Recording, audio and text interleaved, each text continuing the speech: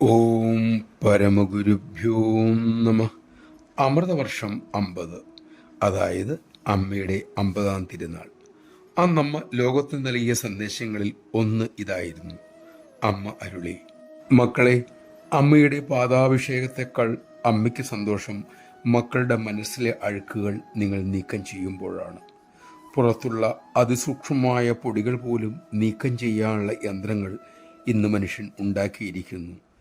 എന്നാൽ മനുഷ്യ മനസ്സിലെ അഴുക്കുകൾ കളയാനുള്ള യന്ത്രങ്ങൾ ഒന്നും കാണാനില്ല. കടലിനടിയിലും ശൂന്യാകാശ പരപ്പിലും യാത്ര ചെയ്യാൻ മക്കൾക്ക് കഴിയുന്നു. അതുപോലെ സ്വന്തം ഉള്ളിലേക്ക് യാത്ര ചെയ്യേണ്ടതുണ്ട്.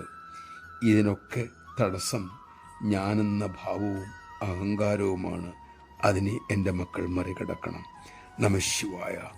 നമ്മുടെ പ്രശ്നത്തിൻ്റെ മൂലകാരണം അമ്മ കാണിച്ചു തന്നു: അഹന്ത.